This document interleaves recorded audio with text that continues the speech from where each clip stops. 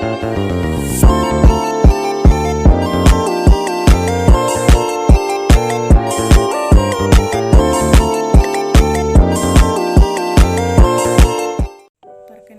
nama saya Kimberly Lumanesik dengan NIM 2314201134. Saya membuat video ini untuk memenuhi ujian akhir semester mata kuliah Bahasa Indonesia dosen pengampu Jumliyati Lambayang SPD MPD. Pada saat ini saya akan membahas tentang penyakit menular HIV atau AIDS. Kita semua mungkin sudah banyak mendengar cerita tentang penyakit HIV atau AIDS. Penularan AIDS sangatlah cepat dan mungkin sekarang sudah ada di sekitar kita.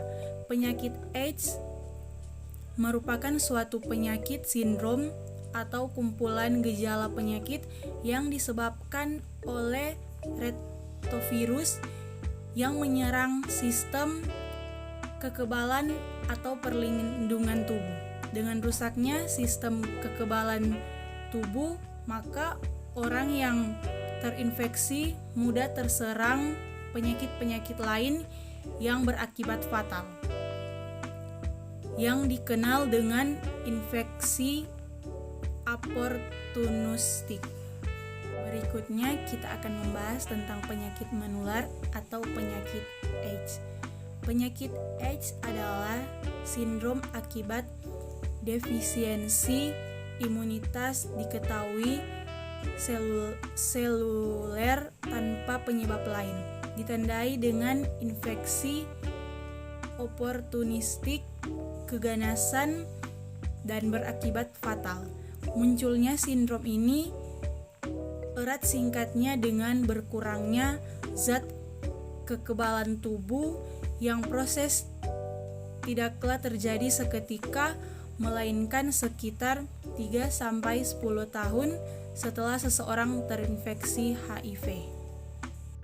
Berdasarkan hal tersebut, maka penderita AIDS di masyarakat digolongkan ke dalam kategori yaitu penderita yang mengidap HIV tetapi tidak menunjukkan gejala klinis penderita AIDS. Penyebab penyakit AIDS adalah sejenis virus yang tergolong retinovirus yang disebut virus imunodefisiensi manusia atau dalam kurung HIV. Virus ini pertama kali diisolasi oleh Montagnier dan kawan-kawan di Prancis pada tahun 1983, sedangkan Gallo di Amerika Serikat pada tahun 1984. Kemudian atas kesepakatan internasional pada tahun 1986, nama virus diubah menjadi HIV. Virus adalah sejenis retrovirus RNA dalam bentuknya yang asli merupakan partikel yang inert, tidak dapat berkembang atau melukai sampai ia masuk ke sel target. Sel target virus ini terutama sel limfosit, karena ia mempunyai reseptor untuk virus HIV yang disebut CD4. Berikut cara penularan. Secara umum ada 5 faktor yang perlu diperhatikan pada penularan suatu penyakit, yaitu sumber infeksi, kendaraan yang membawa agen inang yang rentan, tempat keluar kuman dan tempat masuk kuman. Virus HIV sampai saat ini terbukti hanya menyerang sel limfosit dan sel otak sebagai organ sasarannya.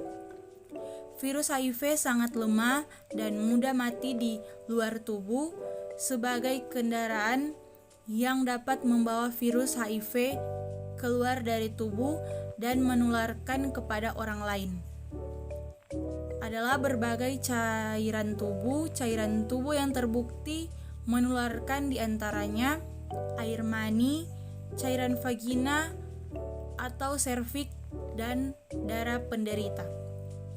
Banyak cara yang diduga menjadi cara penularan virus HIV, namun hingga kini cara penularan HIV yang diketahui melalui yaitu transmisi seksual, penularan melalui hubungan seksual baik homoseksual maupun heteroseksual merupakan penularan infeksi HIV yang paling sering terjadi penularan berhubungan dengan air mani dan cairan vagina atau serik. Infeksi dapat ditularkan dari setiap pengidap infeksi HIV kepada pasangan seksnya. Risiko penularan HIV tergantung pada pemilihan pasangan seks, jumlah seks, dan jenis hubungan seks. Berikut tanda dan gejala penyakit HIV atau AIDS. Pada awal infeksi HIV tidak segera menyebabkan kematian pada diri sendiri infeksinya, tetapi terlebih dahulu mengalami replikasi penggadaan sehingga ada kesempatan untuk berkembang dalam tubuh penderita tersebut yang lambat akan diluncurkan, menghabiskan atau merusak sampai jumlah tertentu dari sel limfosit T4. Setelah itu beberapa bulan sampai beberapa tahun kemudian barulah pada penderita akan terlihat gejala klinis sehingga dampak dari infeksi HIV tersebut masa antara terinfeksinya HIV dengan timbulnya gejala-gejala penyakit masa inkubasi adalah 6 bulan sampai lebih dari 10 tahun, rata-rata 21 bulan pada anak-anak dan 60 bulan pada orang dewasa. Infeksi virus HIV menyebabkan rusaknya fungsi kekebalan tubuh, mengakibatkan daya tahan tubuh berkurang atau hilang, akibatnya mudah terkena penyakit-penyakit lain seperti penyakit infeksi yang disebabkan oleh bakteri, protosa, dan jamur, dan juga mudah terkena penyakit kanker seperti sarkoma, Kaposi. Namun juga secara langsung menginfeksi sel-sel saraf menyebabkan kerusakan neurologis. Berikut pencegahan dan penanggulangan penyakit HIV atau AIDS. Mengingat sampai saat ini obat untuk mengobati dan vaksin untuk mencegah penyakit AIDS belum ditemukan, maka alternatif untuk menanggulangi masalah penyakit AIDS yang terus meningkat ini adalah dengan upaya pencegahan oleh semua pihak untuk tidak terlibat dalam lingkaran transmisi. Yang terakhir, kesimpulan tentang penyakit menular HIV atau AIDS. Penyakit AIDS merupakan masalah kesehatan internasional yang perlu segera dilakukan dan ditanggulangi. Penyakit AIDS berkembang secara pandemi hampir di setiap negara di dunia, termasuk Indonesia.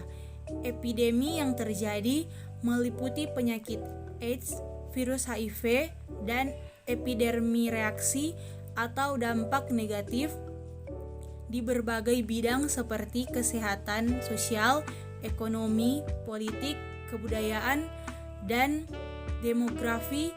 Sampai saat ini obat dan vaksin untuk mengulangi penyakit AIDS belum ditemukan. Untuk itu, alternatif lain yang lebih mendekati dalam upaya pencegahan dapat dilakukan oleh semua pihak asal mengetahui cara-cara penularan penyakit AIDS.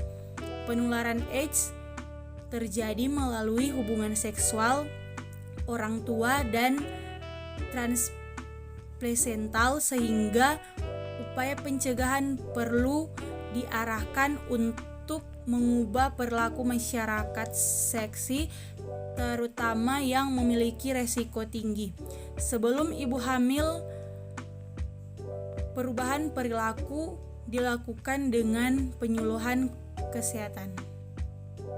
Sekian pembahasan tentang penyakit menular HIV atau AIDS. Mari bergabung bersama kami di Universitas Pembangunan Indonesia Manado, khususnya Fakultas Keperawatan. Sekian pembahasan dari saya, terima kasih.